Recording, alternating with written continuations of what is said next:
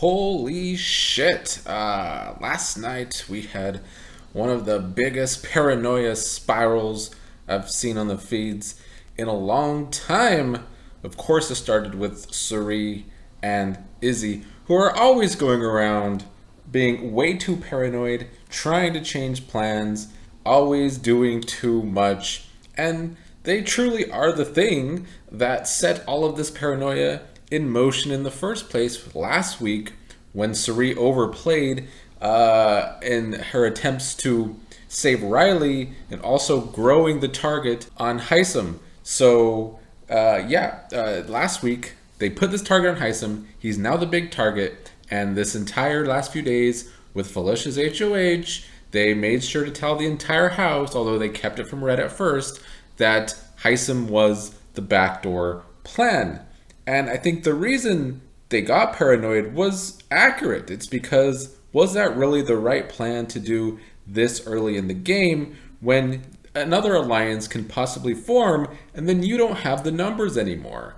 And they're not all that inaccurate, because in theory, in a cast that had far more strategic aspirations, that would probably happen. Either somebody would try and save Heisem this week to create the other side to go against Suri and Izzy, who are going around always changing everything on power trips, really. Oh, but that's not happening, and I think that's because, even though Big Brother fans don't want to hear it, unlike some other shows, the gameplay on Big Brother has devolved so much over the years that the only thing players ever want to do is create big alliances. And right now, Suri and Izzy are in every single big alliance, so nobody is really trying to come up with this big alliance against them. And so that's working for them on a social level. Strategically, though, because of all this paranoia, they go to Felicia. Well, this is after a joke from Corey. Corey told this joke about the middle players possibly forming a thing. And that caused Suri to go off the deep end. Meanwhile, Izzy was already going off the deep end, counting numbers. She's always counting numbers, really, about this week. And would they still have the numbers if they evict Heisem? In theory, they shouldn't, like I said, because it was a really over-the-top, dumb move this early in the game to turn on your own when there are enough numbers in the house to build something without you. That's unfortunately not happening, though, because the group as a whole isn't really thinking outside of America. America continues to come up with great ideas, great reads, but I feel like it always falls on deaf ears. She tried to save Kirsten, which probably would have been the right move for her, Riley, Matt, Jag, and Blue, because that could have been a number for them, where Felicia is just this fake number currently, but they didn't listen. Last night she's telling Jag about how there is perceived two sides, and they can pull in players like Mimi, but I don't know if Jag's really listening to that, because Jag, Blue, and Matt seem to be comfy in their alliance of 7 now with Felicia, Suri, Jared, Izzy, even though that's a fake alliance. There's so many alliances, but yeah, that's one of them, and I think the Gen Zers and Matt feel way too stupidly safe within that fake alliance. But yeah, so it's Suri, Izzy, and Felicia up in the HOH room, really going through it, really looking like a few meth heads discussing this perceived alliance forming without them that's now going to have the numbers if they vote out Heisem. And so Felicia can't put up Heisem. And I think Felicia was one of the most annoying parts of this discussion to me, because she's the HOH and she's at the big age of 63, and you still can't think for yourself. Like, you see Suri and Izzy coming in your room like a couple of meth heads, and you just back down and let them barrel over you at your big age. But she let them start to spiral with them, and so now it is Felicia spiraling with the usual spiralers of Suri and Izzy, coming up with a new plan. Who to put up? They went over everybody. They killed Blue a couple times, or maybe it should be Red to break up Cameron and Red, which would actually be the smart thing for them, because that could become a strong duo, and Cameron will go after Suri and possibly Jared sooner rather than later, but in their warped minds, they want to keep Cameron. They want to put somebody on the block to keep Cameron because they think Cameron will work with them. They have completely lost the plot. So they go over Red possibly, but they need Red to go home, not Cameron. Even though Red is a stronger ally to them than Cameron.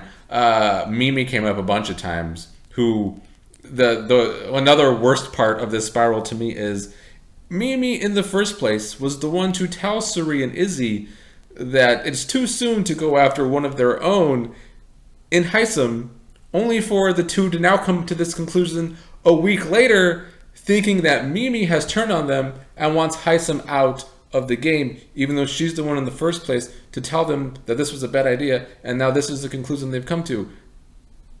They're losing it completely. Suri and Izzy, and now Felicia, losing it to paranoia. They come up with the plan to, maybe it should be Matt, because then Heisem will be happy, because Heisem's pushing for Matt to go on the block. No, then maybe it's America. America comes up a lot of times.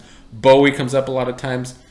They're sitting there watching the HOH TV, watching everybody talking downstairs, thinking that they're talking about them or this new alliance. They're like, oh, look at Mimi and Bowie talking now. Oh, look, Blue and Mimi are talking together, probably talking about this alliance. Oh my God, they're all playing us. Bitches, please, you guys looked like a couple. Well, a few meth heads sitting there. The paranoia was coming through the screen watching that to me. It was such on high alert.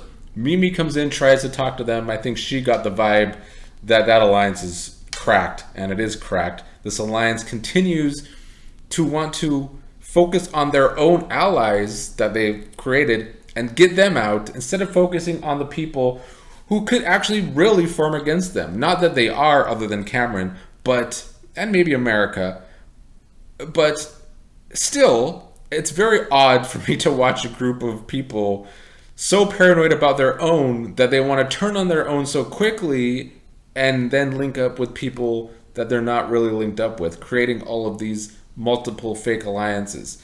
It is crazy. They looked crazy, they were acting crazy, and strategically looking dumb as hell. They didn't even... Felicia's the HOH, and she didn't even realize how many players are left. They're doing all of this strategizing, naming everybody as a target, still thinking they need 7 votes for people to go home. Well, no, there's 14 players left, which means there's going to be 11 votes, which means they only need 6 votes. But they didn't even realize that. They're going over the 7 votes they need when they really only need 6. They were a mess in every possible way. And side note, yesterday everybody wants to cancel Jared for his misogynistic views on women, and possibly rightly so. He said a couple of comments that were really extreme. But yesterday I called out Twitter, per usual, because I do every season, on their hypocrisy, because everybody wants to hate on Jared, but they love Felicia. But once again, just like in week 1, when Felicia was being misogynistic about Kirsten and how she was using her sexuality to stay when Kirsten wasn't doing that at all, yesterday Felicia calls Blue a hoe because of the whole Blue and Jared connection. Felicia has her own misogyny, but y'all want to love up on Felicia when she's really just a typical boomer to me with all of these ridiculous views. But hopefully she will get called out a little bit more for that. It won't be as much as Jared, because it's always the man's fault. It can't be Felicia held accountable for her own views. These are her own views, and she's 63 years old, so give me a friggin' break. When Jared found out about all of this spiraling, he went to Jag and Blue and told them to go up into the HOH room to solidify their 7. They didn't listen. Mimi also missed her meeting with the professor, so I can see why they are paranoid about Mimi. She is kind of doing her own thing a little too much. She needs to work on her social connections. She did finally realize that she's at the bottom of the professor's alliance, or the bye-bye bitches, whatever alliance she sees as real, and needs to probably do some more. But, the complaining in the pantry is funny and all, but she needs to bring that energy into the game. It's time to start playing more with people, not just ranting to yourself all the time, because that's why you're being seen as a possible target. she was one of the bigger targets for Suri, Felicia, and Izzy during that discussion. In the end, cooler heads prevailed with thanks to Jared and Corey.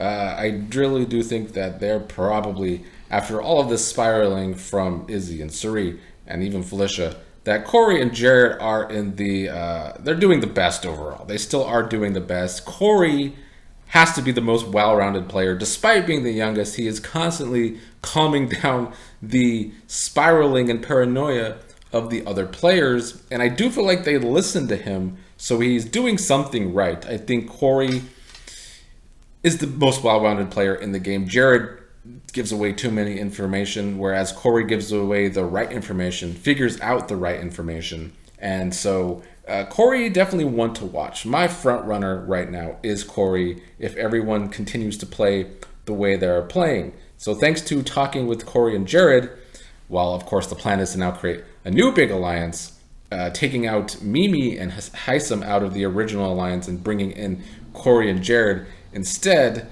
So yeah, more alliance making there. But Corey calmed them down, put them back on the Heisam plan, which Jared wants as well. However, we do still have 24 hours until the veto meeting, so who knows how much more meth head spiraling we're going to have from that house.